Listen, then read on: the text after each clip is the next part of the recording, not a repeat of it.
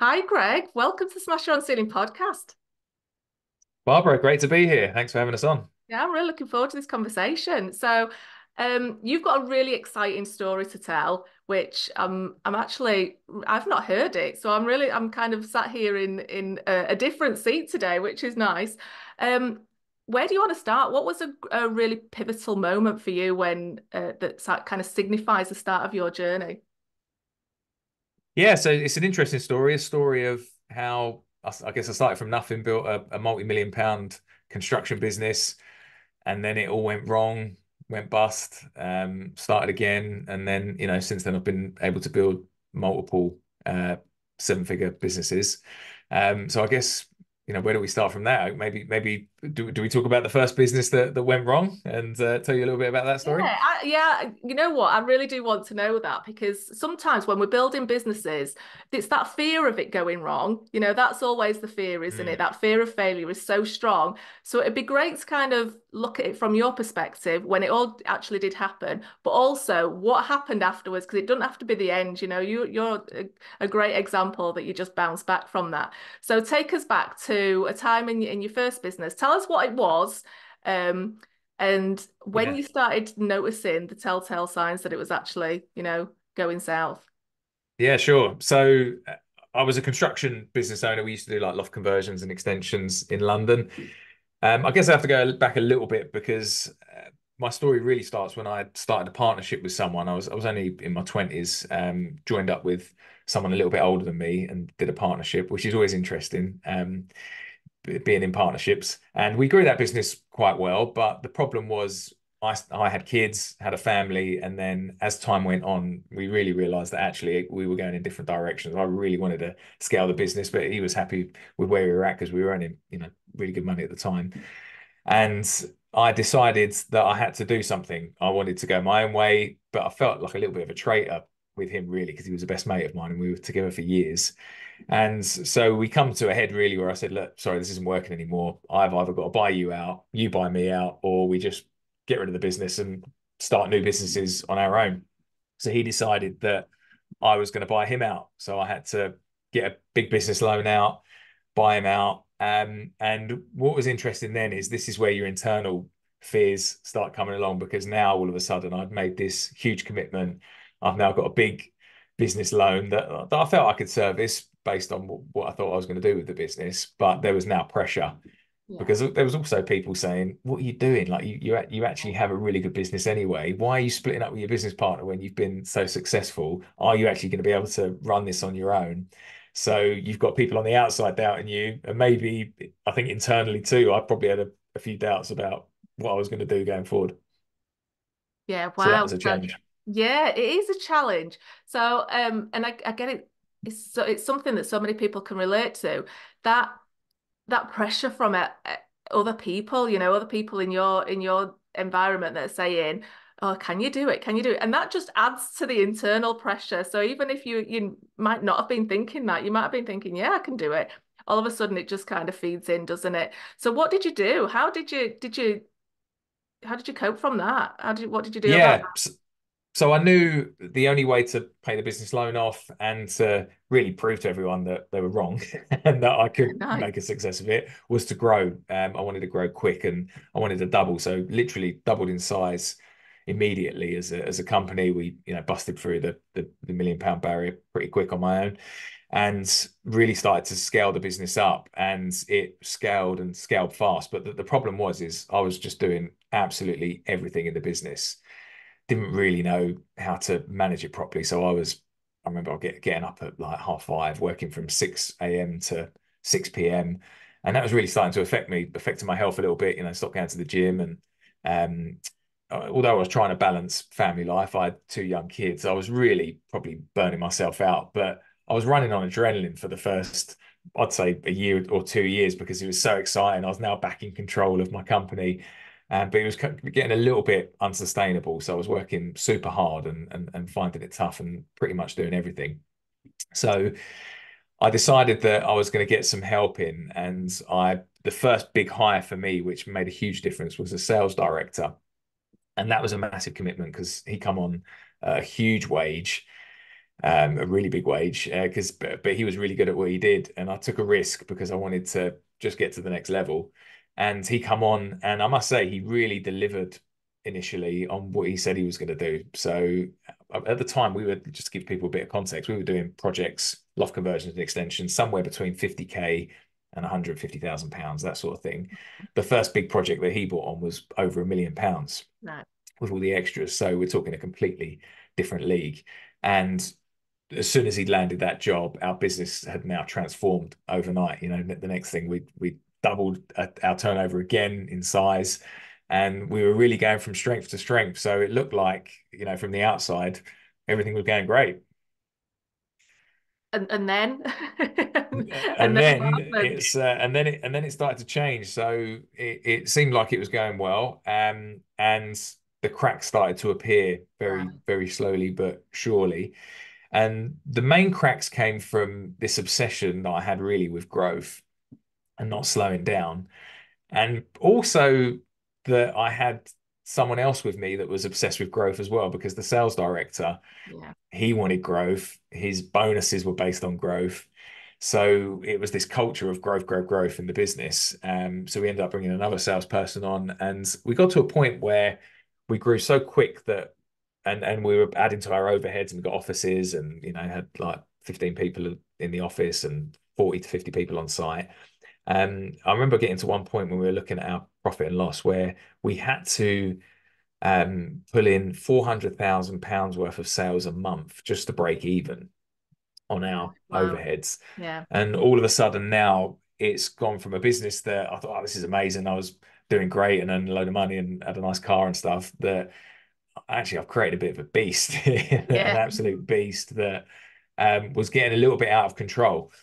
And not saying I mean, you know, now when I look, I think actually, yeah, a 4 or 5 million business you can run, but it was that I'd scaled it so quick, I hadn't actually put the infrastructure in place to cope with Yeah. that growth. So what we started doing wrong was bringing the wrong people on the bus. We were hiring just to fill, you know, seats on bums on seats, and that was the problem. We were just hiring absolute muppets that just couldn't deliver. Yeah. And I've got some absolute horror stories of some of the, so, you know, if you want to hear them, some of the people we hired, it was just unbelievable, you know, some Oh, of those stories. I can absolutely imagine. I can imagine. But it's really interesting, isn't it? It's that acclimatizing to that next level because you just leapt up. You know, not only was the business infrastructure not in place, and that's something that so many business owners don't actually think about. You think it's going to grow, you know, and everything will take care of itself. But if you look at the foundation, it's got to be built on something strong. Mm. But also, you've not acclimatized to that next level, you know, so you're probably still, you know, if it was scary and thinking, crikey, I'm running a multi-million pound business now, when all you wanted, you know, initially you were just growing. Did you, Mm. just out of interest, when you were obsessed with growth, did you have a number in mind? Or was it just I just need to grow, grow, grow? Was it that word and that feeling of growth? Yeah, I did. I wanted to get to 10 million as a Right, okay. starting point. And then I wanted to move into property development. So, Right. you know, we wanted to be a big house builder in the country. So yeah, I remember running workshops, and you know we used to go to these business development workshops and things. There was one by Vern Harnish, I think, called Scaling Up. He did like this workshop. I remember writing on that, oh, yeah, I want to build 1,000 homes a year, and you know we're talking, you know, multi-millions, but we were heading for it. You know, we were well on track Yeah. for what we were trying to do. So yeah, I guess I did have a number in mind, but the problem is you get to your number just like I do in business now, and then you go, right, what's the next one? What's next? Let's get to the next Exactly. stage. What's next? What's next? That's It's a just problem like, when you you know, got a it's growth mindset. exactly right. It's just always, it's just a moving feast, isn't it? Or you never really That's right. settle and just relax for a No. minute. So the cracks started to show. What happened? When did you really notice it? Yeah, so the one of the big things that happens was we brought on a project manager. It was an interesting story because he came on. I read this book that said, "Stop hiring people that are like yourself." And it said, you know, the problem is if you hire people that are like your personality, and actually, as a business, if you're trying to grow, you need to diversify and the sort of personalities you bring on board. And I think there's some merit in that, but also I think you have got to go a little bit with your gut. And if a person doesn't fit, there's maybe something to be said about that. So anyway, we interviewed this guy as one of our senior project managers, had an amazing CV. He looked awesome, cost a fortune, but he looked great. And I remember sitting down doing this interview with him, and I thought this guy was so eccentric. I think he might be a genius. Like the way he was Right. talking, I just thought he's like, this guy's a genius. He's going to be awesome for our business. The way he was talking. Funny enough, my sister was working for me at the time, and she said, "I think he's a nutter," but I ignored her, Yeah. and then I came to realize that there's a fine line between a genius and a lunatic, and Right. he was unfortunately the latter. He was just an unbelievable person, and what happened was as soon as he come on board, he coached one of our clients. We had a £500,000 contract with someone. He coached them how to get out of the contract with us Oh, so that he wow. could do it himself. Right. So he basically stole a £500,000 contract off of us, which ended up in a big legal battle with him and the client. So this was one of the first things that happened. And then we started suffering as a business because we weren't delivering as well as we should have. The cracks were appearing in our delivery. So all of a sudden, we're going from getting 5-star reviews to some really bad reviews because people weren't happy with how we were delivering. Mm. Some of our work wasn't great because of the people we brought on board, and we weren't managing it the right way. Our reputation started suffering. So people started, not wanting to pay us for what we were doing, which was fair enough. And then one of the worst things that happened was a customer died on us. Oh, We were halfway through a project. The customer died, owed us a six-figure sum, and then the wife wouldn't pay. She was given counsel that she could probably get out of paying this bill, so she decided she wasn't going to pay and was going to make us take her to court to pay. And I think okay. she knew that she could drag that out as long as possible. So all of a sudden, that happened. The economic climate changed, and we were winning £400,000 worth of work one month, and then the next month we couldn't win a job. Yeah. And it happened in month one, month two, month three. And I just thought, I don't believe this. The burn rate that I've got in this business at the moment with our overheads, the cracks were appearing. We had the wrong people. Money was just flying out the door. We've gone from a business that was extremely healthy to, in a really quick space of time, I'm sitting there talking to a liquidator, and he's telling me, "You're not going to get through this. You're not Right. solvent as a business. You need to shut this down." Mhm. And I've never in my life been so stressed, depressed, fed up, and I felt like an absolute failure, to be honest. It Mhm. was absolutely awful. Yeah, no, I can imagine. It's literally the worst case scenario, isn't it? It's the Mm. biggest fear that all business owners have, and you were living it in that moment.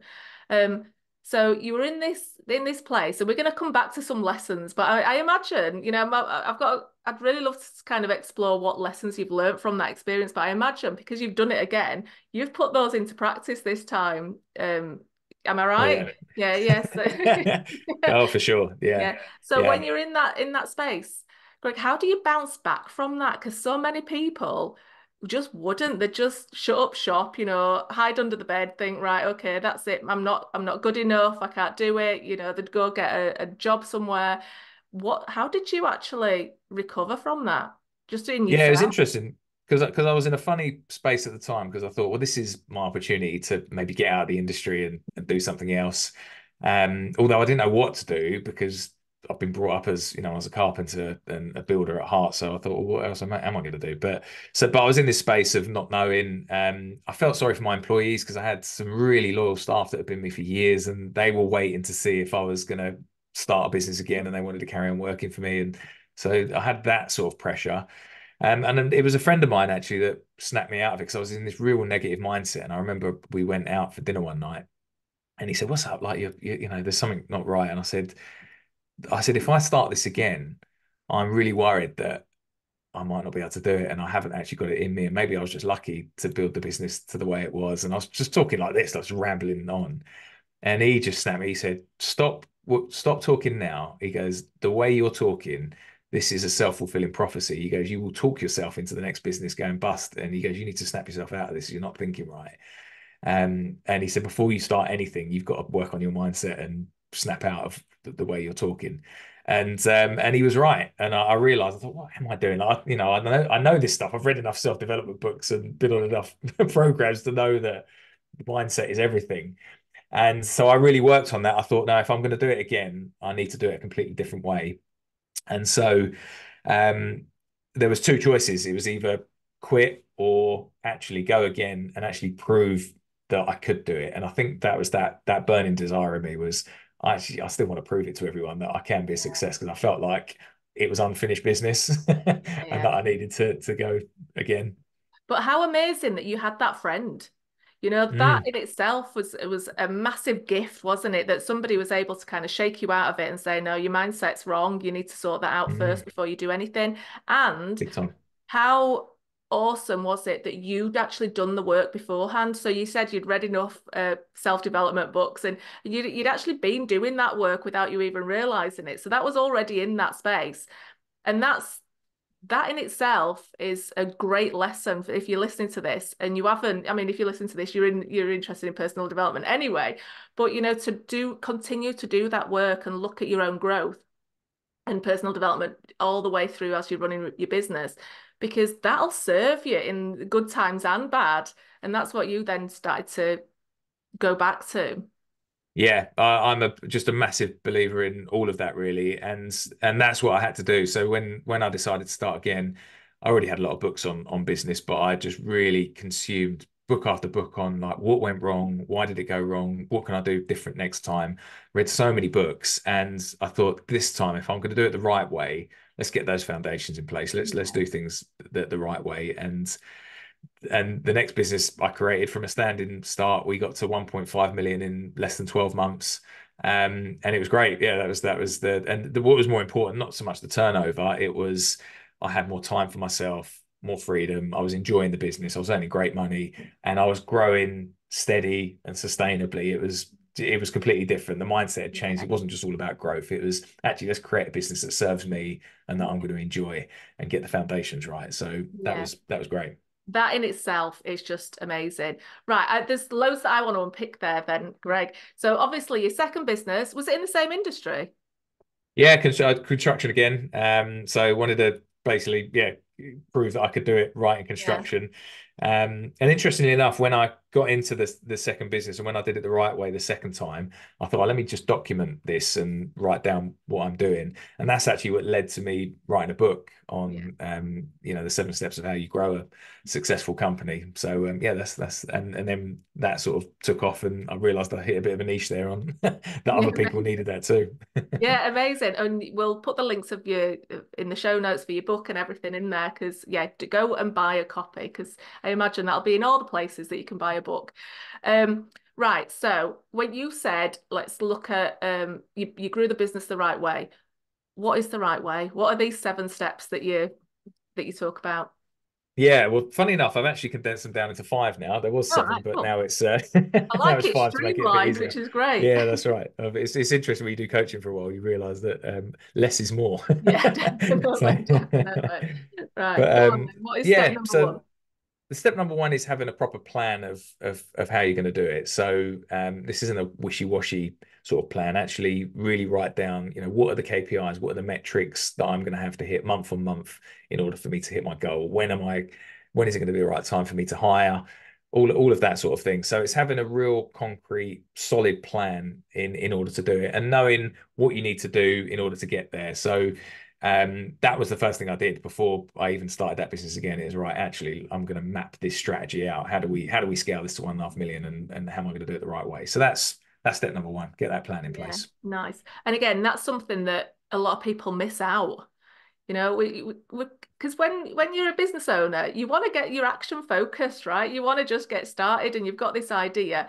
And to slow down and create a proper plan can feel really frustrating, can't it? And sometimes you don't actually know how to plan or what the plan's going to look like, or it can feel really messy. But I'm glad you said that because that's again, it's gold in that, just in taking that time. Also, it sorts your head out, doesn't it? And at that point, I imagine you can decide what is it you want and what you don't want. What kind of a business do you want? Exactly. Yeah. And the thing is when you're scaling and you're growing a business, sometimes you just want to follow a set course. Like, if you've actually mapped it out beforehand and you know exactly what direction you're going, it's easy just to say, well, what's my next step? Because you've already planned it all. You don't want to be planning it as you're going. So I think That's true. plan each year out if Yeah. is definitely number one. From there, it was how do we then attract the right type of clients to our business? Yeah. Now, that was actually something that we were really successful at anyway. So I just pulled that from my previous business. We knew how to win work. But one thing we probably did start doing wrong was we were bringing some of the wrong clients on board. As we were obsessed with growth, we were just taking on anyone. Yeah. And so the next business was now actually when rather than clients interviewing us, we we're actually going to interview clients Yeah. to make sure that they're a good fit for us. So it was all about how do we attract those people? How does my brand message need to change? How do I need to appear online so that I'm attracting the right type of work? We wanted to go for high end projects rather than doing multiple small projects. We knew that I'd rather have one big project than 10 small projects. It's Yeah. much easier to deal with that one client.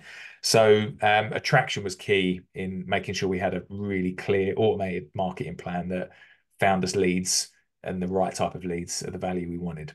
Yeah, amazing. Yeah, and I love that because again, in the early days, you can often just chase money, can't you? Because you want the growth Mm. and say yes to Yeah. absolutely everything. And before you know it, you're in this place where you're not enjoying your work, and it's Oh, because you're working with the wrong people. there's nothing more soul destroying than, especially in construction, you do a lovely job for someone who doesn't appreciate you, doesn't appreciate you, and they're just a horrible person to deal with. And you think, why am I doing this? Yeah, I can So imagine. working with the right people is, yeah, absolute gold. Yeah, fantastic. So you've got your plan, you know who you want to target, you know how to get the right people. What's step number three? Yeah, the third step is learning how to convert and the sales psychology around how you actually win work. So you can bring all those leads on board, but you've actually then got to convince people to pay you and not overpay you, but pay you a value that because you don't want to win work because you're the cheapest builder. That's, a No. race to the bottom.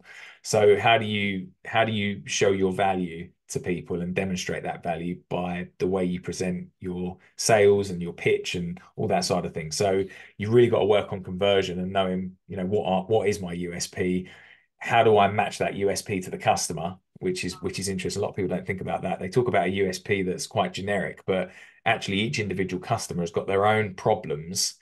Like, for example, in construction, the problem might be, I really need you to finish this project by November. That's my number one criteria. Well, actually, how do you have a USP that matches that? Can you have a USP that says, we have three things we do that make sure 95% of our projects finish on time? We do this, this, and this. That's a completely different pitch than someone else who is saying, oh, we've been established 25 years, you can trust us. That's Yeah. that's not actually what the customer wants, even though that might be a strong generic USP. So Yeah. yeah, conversion and learning the sales psychology around conversion was the next step. Yeah. And again, I want to just go back to that because your generic USP, it's great, that you've been doing it for a certain amount of time, which is fantastic. But what problem are you actually fixing? And That's that right. in itself is so, so important because you're going to appeal to the right people then if you're fixing the problems that you want to fix and they've got that problem, it's a nicer match than just, oh yeah, I've been doing this for, so long. Yeah, And exactly. No one wants to hear about you. Everyone's obsessed with, well, how's it going to help me? It's all exactly, me, me, me. So we've got to exactly. fix that. But this conversion is one step further. It's actually finding that individual customer. Once you interview them, understand what they want, you then do a presentation that matches that exactly. So Yeah. as they're listening to you, they're like, wow, this guy understands me. He knows exactly what I need. Yeah, yeah. And it makes the relationship so much easier, doesn't it? Because you're both on the same page. Yeah, without a doubt. Yeah, 100%. So that Amazing. makes a big difference in your conversion rates and earns you more money. Yeah, exactly, exactly, which is what it's all about. So you've got all these foundational pieces in place. What happens next? Yep. So once you've won the projects, it's then mastering your delivery systems. Yeah. So how do you master running on site like a well-oiled machine? So all your workers and in construction, all your site stuff, but also you need to manage your back office staff. So you've got on site and off site, and you need SOPs, the right systems, procedures, all of that sort of stuff, quality control documents, all of those sort of things to make sure that your projects are running on time and on budget and everyone's falling in line with that. So that's probably one of the biggest pieces actually is getting Mm, that delivery system right. Because it's all right winning all the work, but if you can't deliver it and you're promising things that are not going to happen, then yeah. you're just going to disappoint everyone, including yourself. I'm just curious, this piece, did you have that in place in the first business? Some of it, not all of it though. We definitely had, we knew how to deliver work, but maybe not to the scale that we'd scaled up to. So no, there was definitely some work that needed to be done on that. One of the big things was the systems and processes Mm, that we didn't really have fully. So it's making sure that everything was mapped out.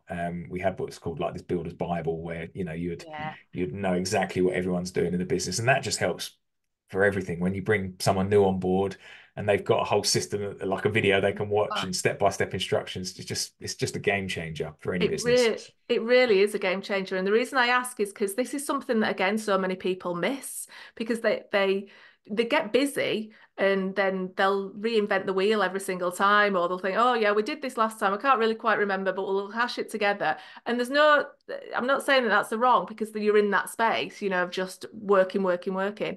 But taking that time out to actually create those stops and those practices and everything in place. So you've got it. And what you just said was so important. It helps other people to come on board. So you're not having to just make things up as you go along or, try and remember things. They feel like they belong straight away because they've got everything in place. They can watch a video, they can read something, they can have a look around. It's all there mapped out for them.